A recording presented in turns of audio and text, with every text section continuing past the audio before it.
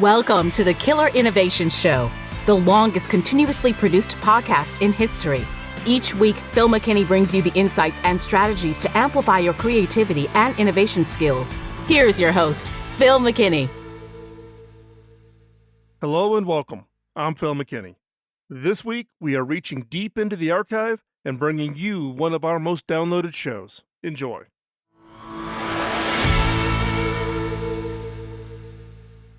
Welcome to Killer Innovations. I'm your host, Phil McKinney. As many of you know, I teach a course called the Innovation Bootcamp. Now, I created this course probably a decade ago. I teach it 2 to 3 times a year, primarily in Silicon Valley, but I've actually got one coming up here in October here in Colorado. This is a 4-day course, so it's, really 3.5, but it bleeds over lots of times, so we call it a 4-day course, and it goes for 12 hours a day.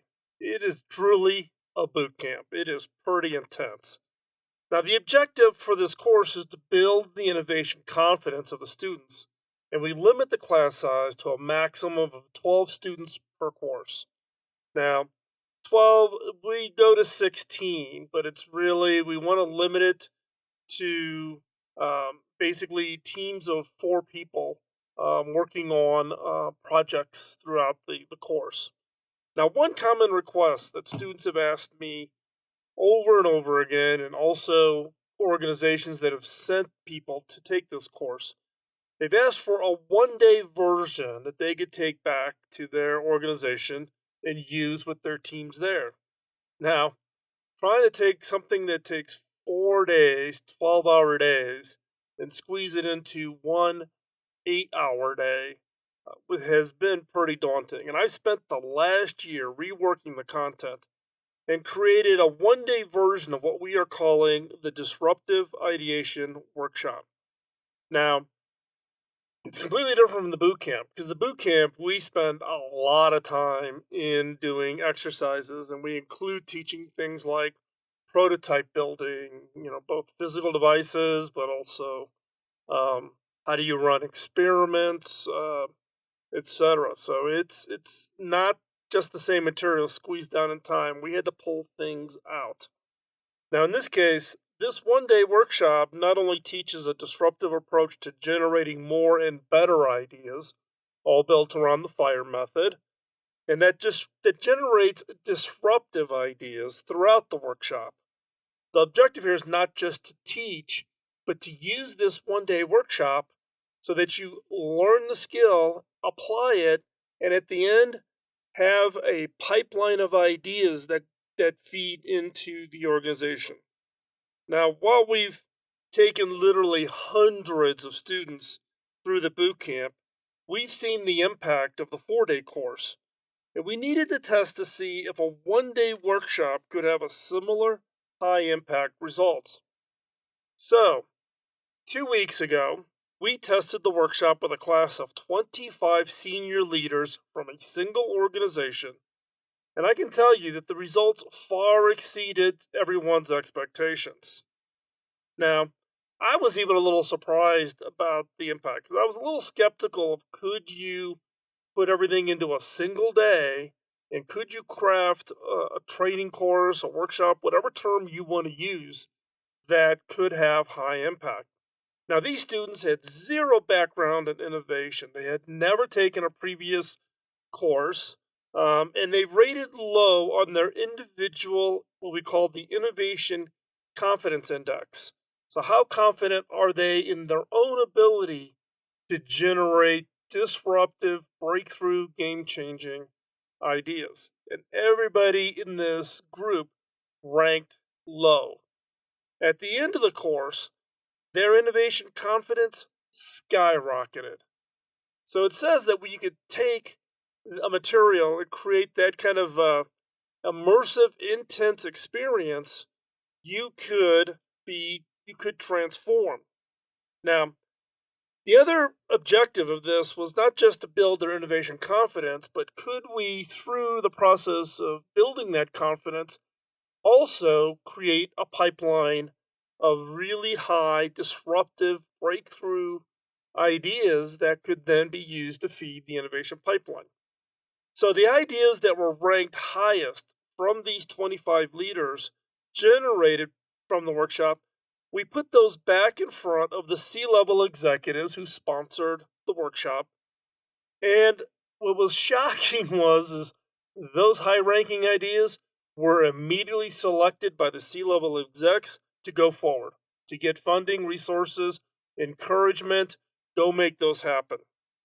The C-levels described the ideas as what they called highly disruptive, and it's exactly what they were looking for.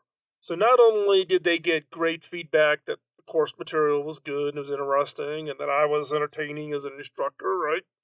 But that they could absorb it, they could apply it, and they had proof of that application because at the end of that workshop, they had ideas that they could go forward.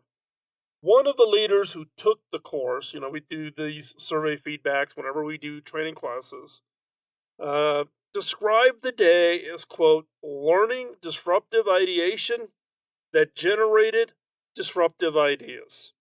Now, I don't think I could have crafted a better description of what it is we called it. In fact, just to let you in on the inside baseball, we called the course when we first taught it as Innovation Day. That's what this organization referred to it as. It was an Innovation Day. But we actually liked this feedback that we got from one of the students at the end of the day. So we named the workshop Disruptive Ideation. So it's not just about learning how to disrupt the way to ideate, but actually to generate ideas that are disruptive. So, what do I mean by disruptive? Disruptive has a lot of terms and we apply it at different areas. The way we've referred to it as causing or tending to cause disruption. It's innovative, groundbreaking, unconventional, unorthodox, off center, unusual, unfamiliar, unprecedented, groundbreaking, pioneering, trailblazing, revolutionary, radical, advanced, newfangled, state of the art. Whatever term you want to use, it's about coming up with ideas that are innovative and groundbreaking and unconventional and unorthodox and off center, unusual, and trailblazing and revolutionary and radical. And given that ideas are generated by people, having more people with the confidence to innovate will result in innovations that will create competitive advantage for this organization. So, why am I talking about this? This is not a sales pitch around, hey, use this workshop. We'll talk about things at the end of the show about how we can help you with your own workshops. But use the experience. We're going to spend the rest of this show today to share with you how this course came about. How was this course structured? What is the content in this course?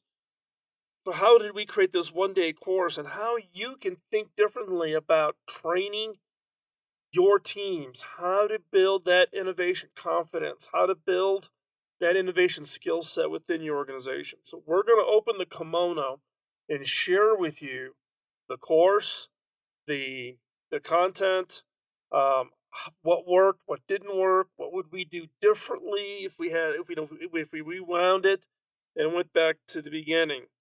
And the important thing is, what are the insights we learned in creating this course?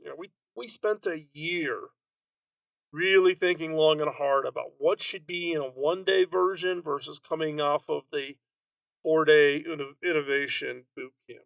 And so that's what we're going to discuss today. I'm going to walk you through how I created the course outline, and the course content.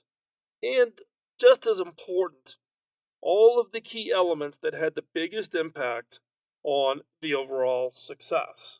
Now, we've tested this course once. I'm just putting the parameters on it. We've tested elements of it. I've done, sections of it as part of one-on-one coaching sessions, etc. But this is we put it all together. We did it for these, 20 leaders inside of this organization. And I'll tell you, it was a long day. We started at 8:30. We ended at 5 o'clock. But I was standing literally the entire day because it was really me teaching the course. I had other people in the room to help with the exercises, etc. But I could tell you at the end of the day, one, I was tired, but two, I was just amazed at you could take this material, deliver it in a single day, and see measurable market leading impact from the standpoint of the confidence in these people that they could walk out of that room and apply that immediately the next morning when they got back to their desk or the next time they put their team together.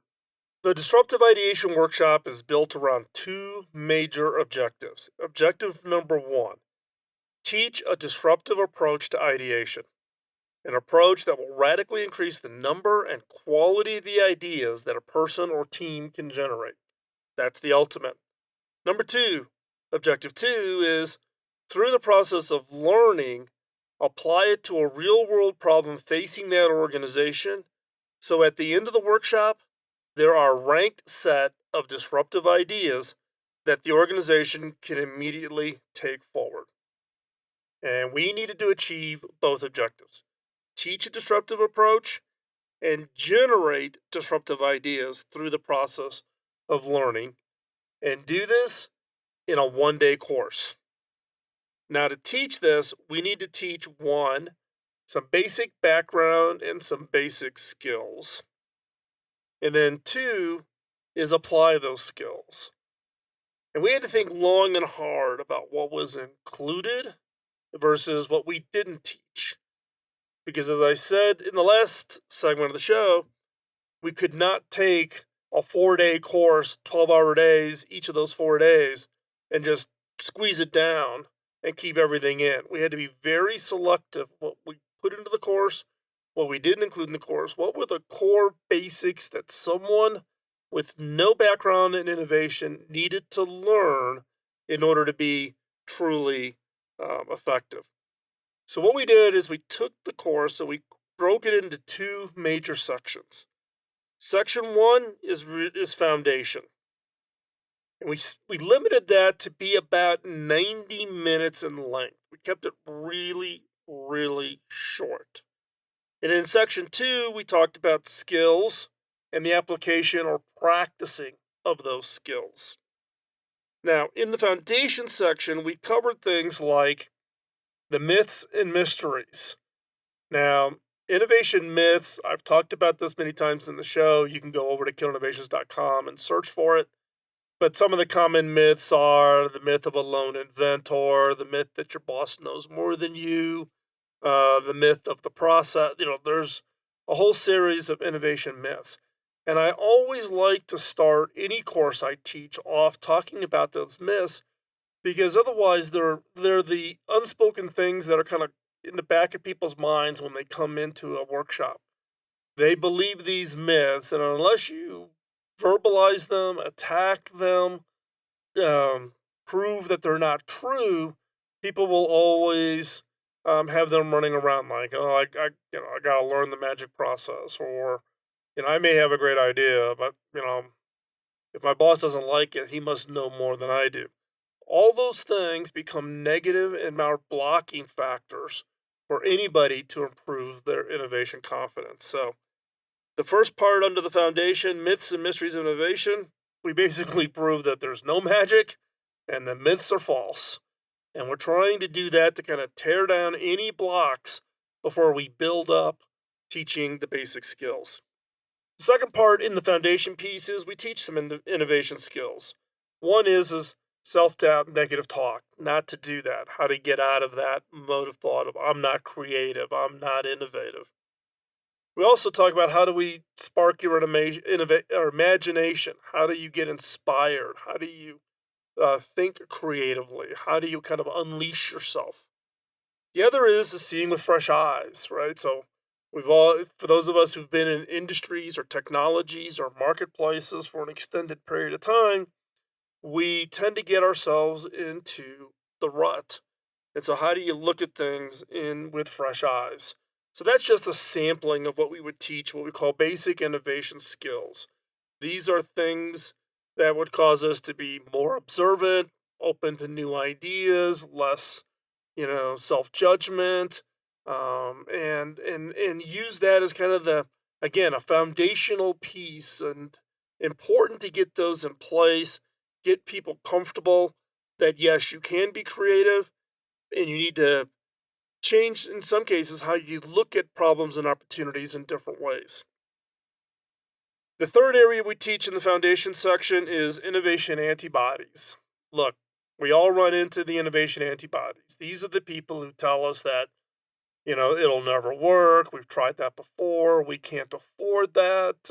I'm the expert. Let me, so, no, we're not going to go that direction.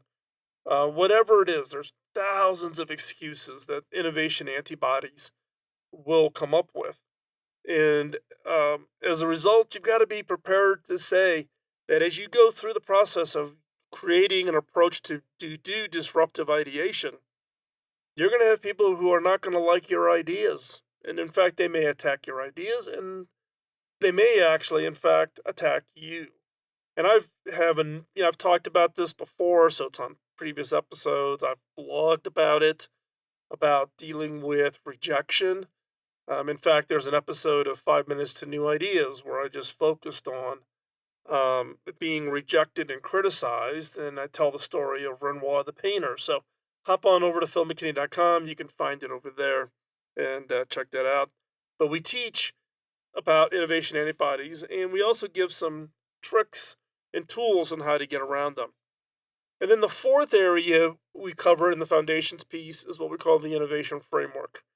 This framework, which is based on FIRE, is key to everything we will teach in this section 2. So this is an important piece.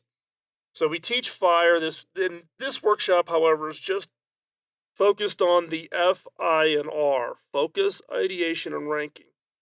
The E part of FIRE, execution, is not one that lends itself to a one-day course. We're not going to go in and teach how to do prototypes and how to do market tests and validations and those kinds of things. The purpose of this is just ideation. How do I create the focus where I'm going to search? How do I ideate those ideas, and how do I rank them so that I know those are the ones I want to spend the time on? So focus, ideation, and ranking. These three elements are really the fuel for execution, for your innovation funnel, your innovation pipeline.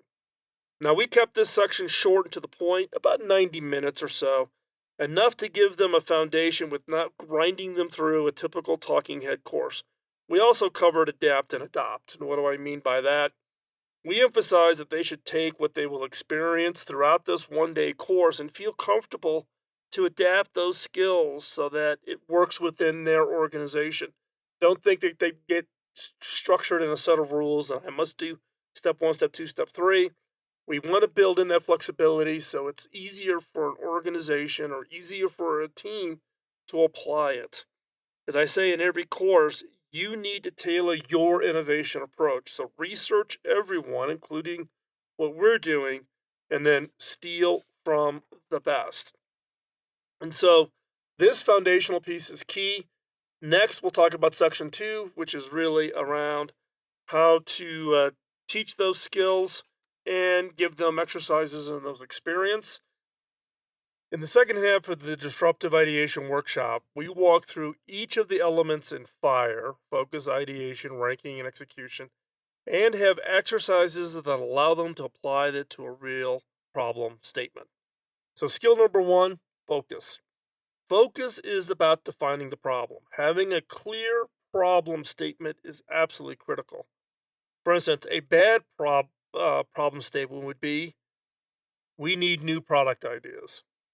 Now, a better problem statement would be, our customer segment is shifting from X to Y, and as a result, we are being impacted a certain way.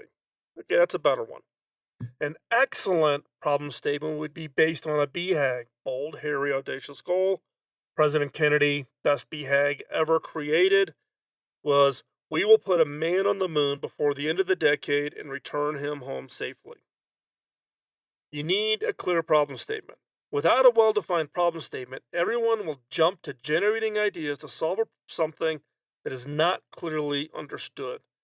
In the boot camp course, we spend a half a day having the teams craft their problem statement. For a 1 day workshop, you can't do that. So we did our homework with senior executives in the organization and crafted a draft problem statement. So the exercise was for the teams to review the draft and revise and edit.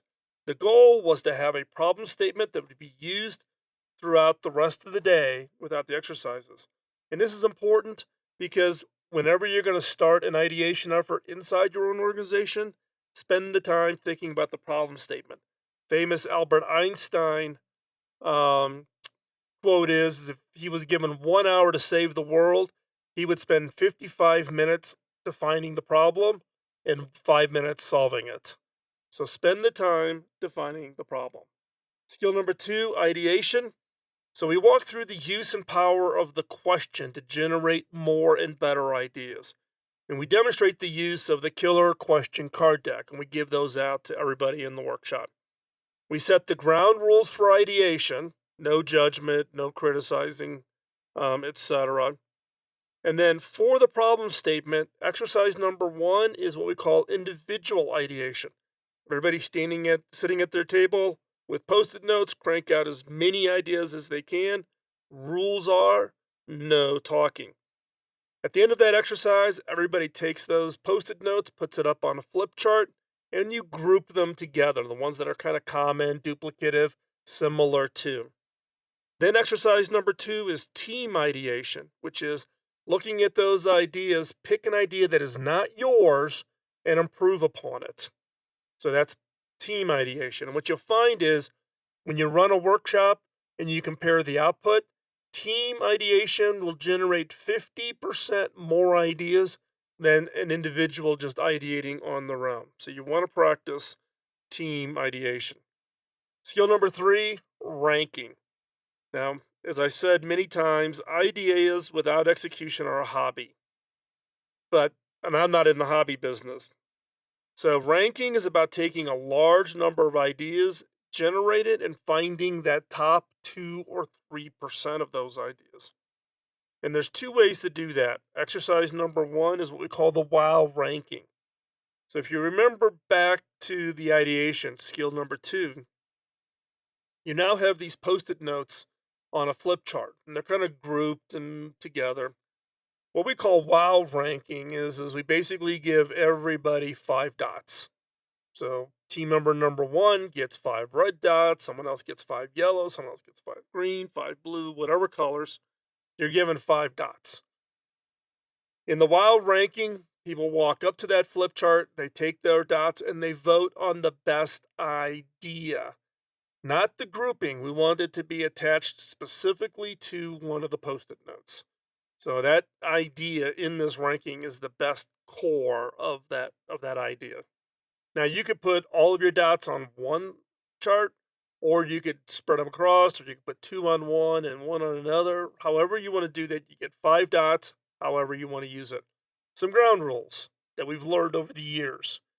You are not allowed to move somebody else's dots.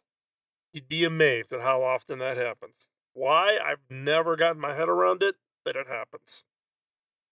So now what you do is you take the top ideas based on the vote counting. In the case of a 1-day workshop, we just said top 5 ideas. So the top 5 ideas based on the dot voting or the wow votes. For each of those top 5 ideas, then we do what's called criteria ranking. In this exercise, we're given a set of questions to rank against. Now, again, if you listen to the show or you've been listening to the show for quite some time, you know I talk a lot about ranking. There's when I was CTO at Hewlett Packard, we had 5 questions that we created to do the ranking of ideas that were being submitted. So whatever your criteria is, we use those ranking questions. We created a set of ranking questions specific for this organization, and then we use them for the criteria ranking. And when you find out, when you have 5, 6, 7, 8 people, in this case, it's 5 people on a team. There's 4 teams, 5 persons to a team, and they went through the ranking exercise. They each tallied their own scores up individually, and then they put them together and added them up. and therefore they had a score for each of the ideas. And then you put them in rank order. And what you find is that the top couple of ideas, wow, distinctly higher scores, and the less ranked ideas, there's a gap, and then all the rest of them that are below. What this does is it teaches you a skill to filter the ideas to get to the ones that are going to have and meet kind of that ranking criteria, right? So in the case of the 5 that questions I typically use are, things like, will this change the customer expectation? Will this change the economics of the industry, et cetera? Hop on over to Killer Innovations and you can search for it. So those are the 2 exercises, while ranking and criterion ranking. Number 4, execution. You can't walk through the entire process of executing an idea. We don't have enough time in a one-day workshop to teach things like minimum viable product planning or prototype building, etc. So what we do want to focus is on taking the raw ideas of ranking and putting more thought behind it. So we teach what we call Lean Innovation Canvas. It's a 1-page document. You can whip through it pretty quickly. And then we have a second exercise where we actually prepare for the ask, how to think about funding people and time, and how do you present that to a senior executive. Now, that's a lot to cover in one day. So that's section 1 and section 2. The course is more than 150 slides with nearly 2 dozen handouts, worksheets, and exercises for the one-day course. So what are the lessons learned? 1, it felt rushed. Would the course be better if it was 1.5 days? Maybe, but 1 day is a unit of time that people can easily take time out from. The problem statement, absolutely critical. Spend the time to get it right. 3, limit a reasonable number of students, 20 max. Need a high level of support and interaction. Number 4, establish clear next steps, such as we will take the top 3 ideas and share them with the C-level exec who is sponsoring this course. Plug them into a community so that the learning and excitement don't die down after the course amongst themselves, but we also invite them to join the innovators.community so that they can join in and be around other people who have a similar common language and a similar common passion around ideas. So that's basically the outline for the course. Like I said, it did feel very rushed. I'm also feeling rushed today trying to cover all of this in one show. If you're interested in finding out more about the Disruptive Ideation Workshop, etc., send an email to workshop@theinnovators.network. Again, that's workshop@theinnovators.network. I'll have a link in the show notes so you can hop over to Killer Innovations. If you are an innovation consultant, coach, trainer, and you're interested in using the course slides, exercises, etc., drop an email to the same email address, workshop@theinnovators.network. Like I said, course materials all put together. We'll be teaching another set of students at this organization here in another, month or 2, I guess. And we'll continue to revise and improve that. But if you're, again, our consultant, coach, or trainer, check it out. Hope you found this useful as you think about how to train your team and organization to be disruptive in their innovation output. Go out and disrupt your approach to ideation so that you can create ideas that disrupt. With that, we're going to wrap up today's show. Check out the show notes over at killerinnovations.com. Love to hear from you. Drop me a note, phil@killerinnovations.com, or hop over to the innovators.community. That's where I hang out. Love to chat with you. Talk to you next week. Bye-bye. Podcasting nonstop since 2005, this has been the Killer Innovation Show on the Innovators Network.